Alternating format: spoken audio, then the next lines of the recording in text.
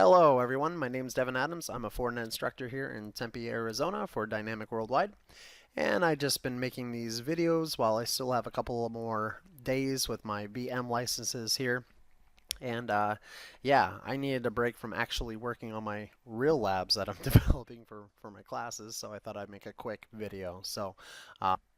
So in our last video, we got our FortiAnalyzer right over here to start collecting logs through the IPsec tunnels, right? We just had to add in that source IP address so it wasn't trying to send them out the WAN interface, and instead it would push it down the IPsec tunnel. So sorry I did not catch that the first time, but yeah, I'm just kind of rolling with these things. Anyways, guys, so for this one, I thought I'd shake it up a bit, okay? And let's talk about high availability or HA clusters when we are managing our FortiGates with the FortiManager. So our goal in this video is going to be to add a backup FortiGate to our main headquarters FortiGate here because it's a pretty important machine, all right? But it's kind of different because the FortiManager handles HA a little bit different. So yeah, hopefully this video won't be too long, but let's go ahead and dive into it real quick. All right, so let's log into our FortiManager. Here it is. And remember last time we married the FortiManager and the FortiAnalyzers together. So even though you're seeing these down here, it's not actually on the FortiManager. You're seeing one pane of management for both the FortiManager and the FortiAnalyzer, which is pretty slick. All right, looks like we got 6 more days on our free licenses here. But let's go over to our device manager. And we have a hub and spoke topology. Oh, look at all those beautiful FortiGates up and in sync. Anyways, and this local FortiGate is our headquarters, and it's pretty important player. All right, so maybe our goal here is to add a second FortiGate as a cluster, as a backup. So to obtain that high availability. So let's drill down in here. And you'll see our dashboard settings. And right here on HA mode, it does say standalone. All right, so, well, that's kind of a given. All right, so let's see. Oh, yep, HA is selected. And if you look here, we don't even have the option to select anything in HA configuration. So what's going on? Well, the way that the HA cluster is managed, all right, it did not want to compete with the FortiManager and the cluster. So what Fortinet has done is essentially what we're going to have to do is set up the HA cluster on its own, okay, and then let the FortiManager take over the primary just like normal, but it doesn't touch the HA configuration settings. Now we can still push down HA configuration settings if we want in a script, right, and just run it directly on the FortiGates if we wanted to. But there's just a couple of extra steps here to get this thing rolling. So basically what you're going to see here is the FortiManager is going to treat those FortiGates, because you can have up to 4. We're only going to do 2 here, but it treats it as one managed device, and it distinguishes between the two using their serial number. So I tested this before using the free license, and starting with 5.6, they started to auto-generate serial numbers with these free licenses, so we could start practicing HA clustering, which is awesome. I have not tested it out on 6, so you guys might not even see this video. Let's go ahead and get it working though. Are you guys ready? So, and I've done videos on HA before, so that's why I'm not really going into the HA stuff, because I've already done videos on it. So, but let's see how it works here. So we're going to take our GNS3 that we've set up. All right, where's my FortiGates? There they are. And we're going to drop an identical FortiGate in here. And this guy is not powered on. All right, and I'm just going to call this bad boy backup FortiGate. And before I do anything, okay, just as like a little review here. So the FortiGate does its clustering, right, using virtual MAC addresses. So we're going to have to plug these things in the same broadcast domains in the same ports, and then we're going to do a heartbeat link between the two. And on top of that, So how it determines who's the primary is whoever has been up the longest in the HA cluster. So if this was kind of like a production, you know, of course you'd follow best practices, back up your configs, do a maintenance window, do all your precautionaries, right? But you essentially want to set up the HA cluster on the primary, and then the secondary can come right out of the box blank. You really don't have to do anything but plug it in and then get to the console window to get it to work. So, and the reason why is because it's going to recognize the primary as being up alive the longest. Okay, we're also going to set a priority number higher on it too. So essentially we can make sure, even if it's within like the little time frame, I think it's like 5 minutes, right? That priority number will make sure that this local FortiGate stays primary the whole time. And there is an option where you can force it to always do the priority number, so this one stays the priority. It's called HA override. But like I said, I'm pretty sure I've recorded all about that. But anyways, but like I said, we're not going to push this down through the FortiManager, and I'm not going to write a script, so I'm actually just going to do it the old-fashioned way here and log into my FortiGate using the GUI. And this will actually put it out of sync, but that's okay. I don't mind at this point. All right, so there she is. Forgot we made it red. All right, and we're going to do read write. It's going to give us a big old warning. That's all right. We know we're going to break it. So, all right, here we go. So it's going to be underneath system. And here's HA. And we're going to do, let's do active passive. We don't really need to do active active. Here we are. So we're going to set the priority to 200, higher number, the bigger. The HA name, I'll just say HA. Keep it nice and short. Give it a nice password, because of all those rogue FortiGates out there that might be sniffing the heartbeat links. I'm kidding, of course. All right. Now the session pickup is what makes the failover seamless. This is what will sync part of the session tables between the cluster. So it doesn't matter if you're active active or active passive. This is actually what makes the failover work so well. So, all right. So let's go ahead and scroll down a little bit more. Now the heartbeat interfaces are going to be important. So that's what's going to pass the cluster information. And I'm pretty sure we're not using port, what should we do here, guys? 9 and 10. Okay. All right. So the second that I hit OK, that starts the HA cluster uptime. All right. So here we go. We'll just give it a second here to make sure everything happens here now. All right, there it goes. So as you can see, we have our 2 heartbeats, all right, and then all the interfaces that are up, the priority number, and all that good stuff. So let's take a look at what it will look like in the CLI for the command. So I'm just going to pop this open real quick. I'm going to do a config system HA. We'll do a show here, all right. Now obviously the password is hashed. Okay, but we're going to want to make sure that when we set up the secondary, that these settings are pretty much identical, except for obviously the priority number. Okay, so we have a port 9 with a 0 and a port 10 with a 0, and those are priority numbers. All right, so, and yeah, let's go ahead and do it. So our next step here is to get into GNS3, and we have to make sure that we're mirroring these broadcast domains. So I'm just going to hover over my FortiGate here. And it looks like port 3 is attached to this switch right here. And it's port 4 that's attached to the DMZ. And it's port 1 that is attached to our WAN. So let's get out our cabling tool. And I will port 1 right here. And I'll also do port 4 to the DMZ. And also my port 3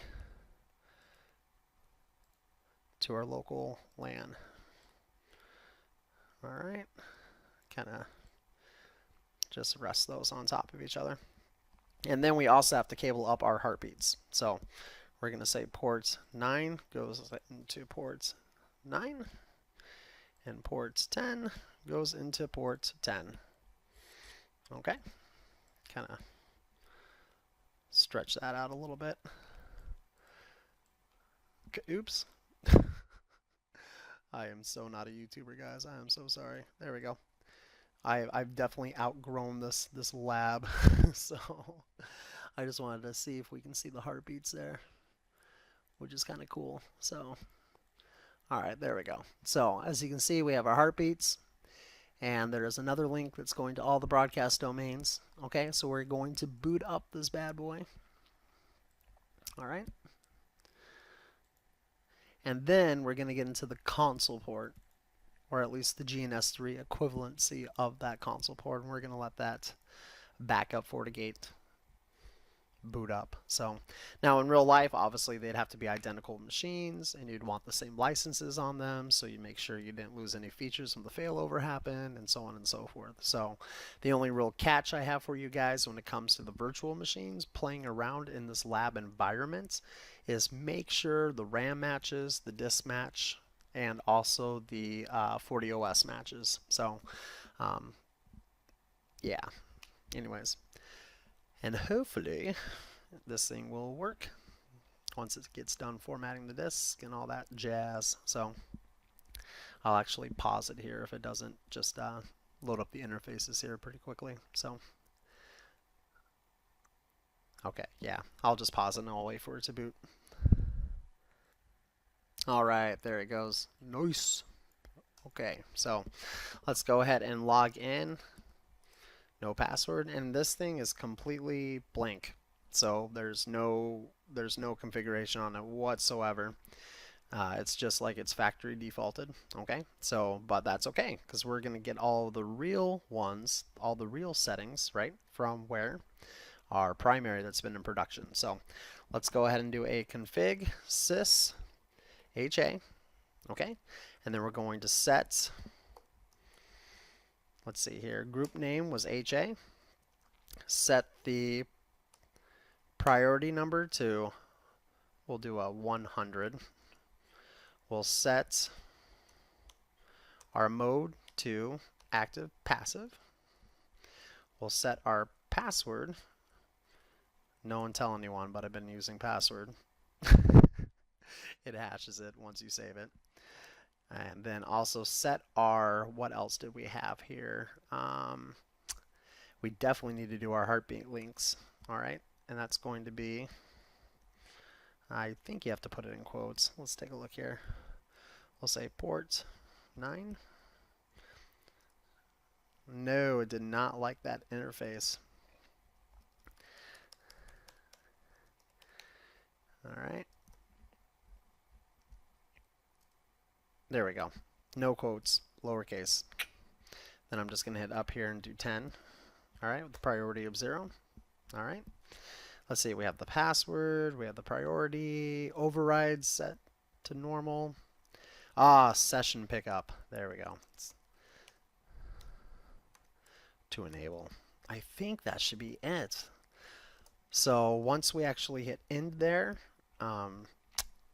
it should just kind of do its magic. Sometimes you can see the output on the console there. We can always check the main FortiGate too while this thing is going. So, and like I said, I have not tested this with the 6.0 version, so it might not even allow us to do it. So, because of the limitation on the FortiGates that are free. But let's take a look here. Let's go into our PC1. I must have closed out of that web browser. All right, let's log back into our main FortiGate. Okay, admin, password. Okay, I know. There we are.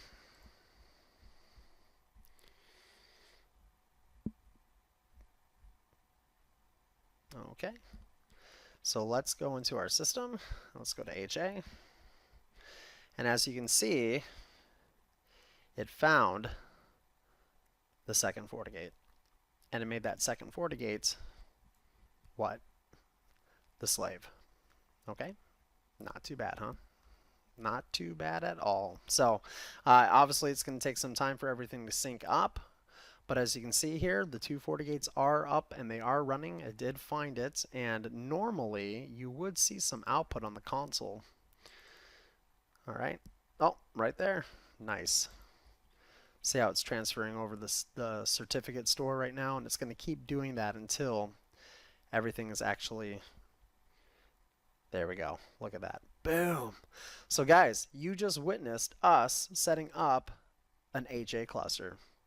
Wow. All right. Pretty cool, huh? So not too bad. Not too bad. So let's go ahead and see what that's going to look like, though, on the FortiManager, because that was the whole point of this entire demo here. So let's see what it looks like when we are centrally managing it. So let's log into our FortiManager. All right.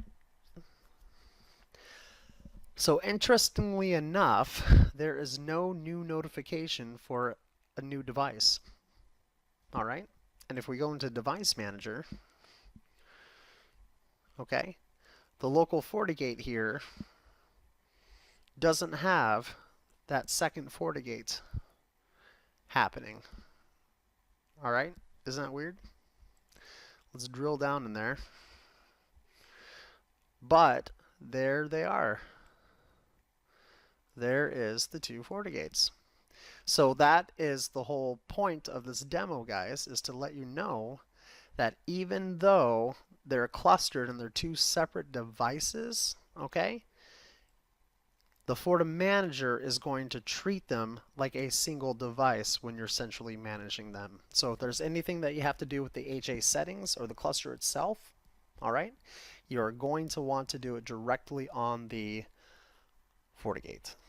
Okay, so, and also what's interesting too, if we go into our settings here, you'll recognize that we actually don't have another device being eaten up by that secondary device. So it actually only recognizes it as a single device, even though it's clustered. So now VDOMs, on the other hand, and we haven't talked about VDOMs, we probably won't, but they will come in as a managed device, all right? But clusters do not. So kind of interesting, huh? So I guess we can do one more thing here, okay?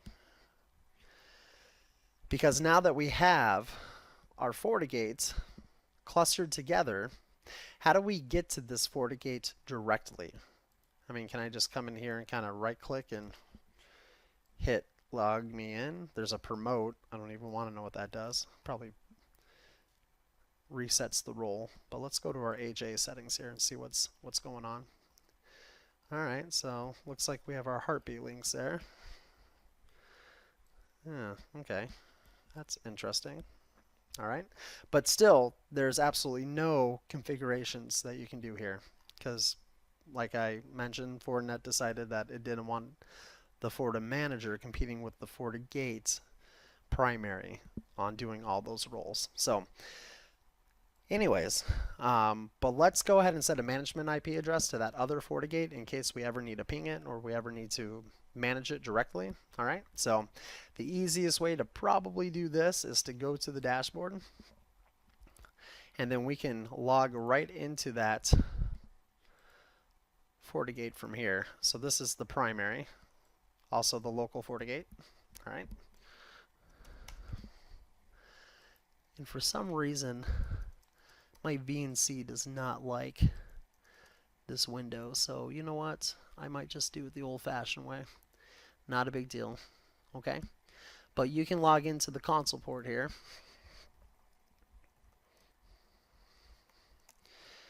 Okay, looks like my machine shut down on itself. Anyways, that's what it's giving me that warning for. But we're going to do a config system interface, edit port 3, show, and this is what we're actually accessing the FortiGate from the GUI side on our PC1.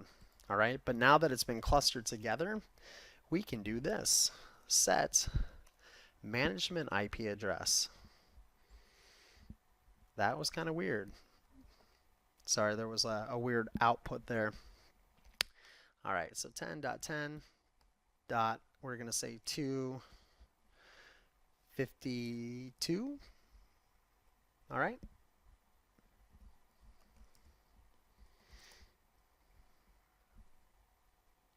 So if we ever need to get to the local FortiGate directly, we can now do that by using the IP address of 10.10.10.252, because the primary, regardless of which FortiGate it will always be 254. All right. But how do we get to that other FortiGate if we didn't have access to the console port, and maybe we're doing this in the CLI GUI? All right. There is an execute HA manage. And if you do a question mark here, you can see that secondary FortiGate. You can hit the 1, and it will actually use the heartbeat links to connect to it. Oh, that wasn't cute. I'm pretty sure it's my lab environment, by the way.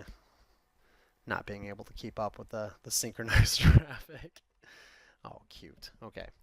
Not a big deal. I'll just do there manually. Go there manually. That is a limitation of my lab environment. Anyways, execute HA manage. All right. You see how it's saying the request error. I'm pretty sure my environment here can't keep up with the actual demand of the traffic here. But we're going to log in to our backup FortiGate. There we go. And we're going to do the same thing. We're going to do a config sys interface, and we're going to edit port 3, and we're going to set the management IP address to 10.10.10.253, so we can always get to it directly. So we don't have to lose out on that. So all right. And now if we go to PC1, we can always get to our local FortiGates by going to 10.10.10.252. See? And then if we ever need to get to the backup FortiGates without it being primary, we can always go to 253. And there it is.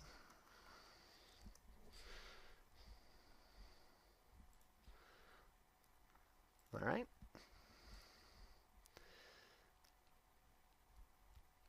And just to kind of demo this, I know this video has gone way too long. I got to stop doing that. But I'm going to change the host name here just to kind of prove a point here. How we can manage this thing directly, even though it's not the primary. So here we go. We'll just say backup. All right. And somewhere down here is an apply button. There we go. I wonder how quickly that will detect it on the FortiManager. Let's go ahead and refresh this bad boy. We'll go ahead and hit F5.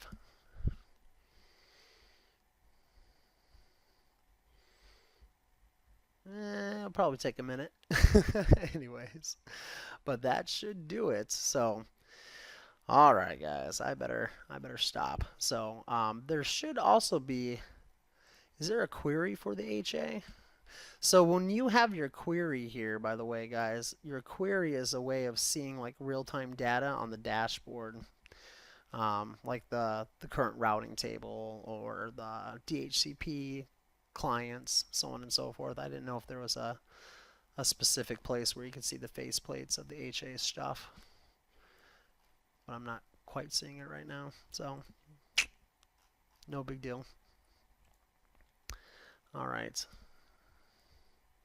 So that'll probably just take a little bit to update itself. Not a big deal at all. All right, guys. So that was obviously more long than I wanted to be, but of course I couldn't do anything if we didn't test this bad boy out, right? I mean, we gotta kill the FortiGate, don't we? I can't end the video without executing one of the FortiGates and making sure that the cluster bounces. Now, in my lab environment, I'm pretty sure I'm overdoing my laptop. I mean, I have 20 virtual machines running on a laptop that can roast marshmallows right now. So, but let's do a ping loop here. And we'll just go out to Google. All right, there we go. So kind of keep that rolling. And then suddenly Jerry in the data center stuck a donut in the FortiGate and just killed it. Oh, it's dead. I wonder how long it'll take to fail over. Yeah, I lost a single bloody packet. Did you guys see that? Yeah. I wonder if my tunnel stayed up. All my IPsec tunnels. I guess they would have converged by now, but you guys got to admit, that's pretty impressive, right?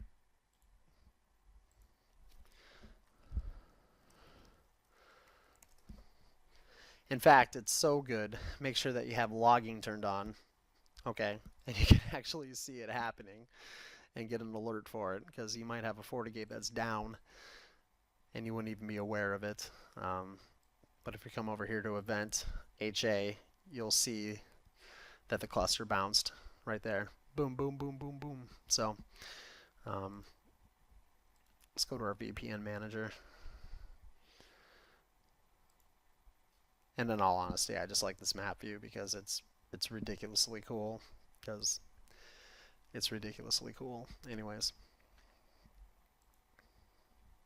It's probably going to be too slow, but that was still pretty amazing though, right? So, but let's go down here. Let's look at our ping loop. All right, so it's still going strong, even though we have a FortiGate that's dead, and it won't even miss a beat coming back alive, because it'll come back as a secondary, because that's the way it's supposed to. So it'll come up, it'll be just fine. So, but what's interesting is that if we go to our what would normally be our FortiGate's IP address, and we log in, it's always going to be the primary.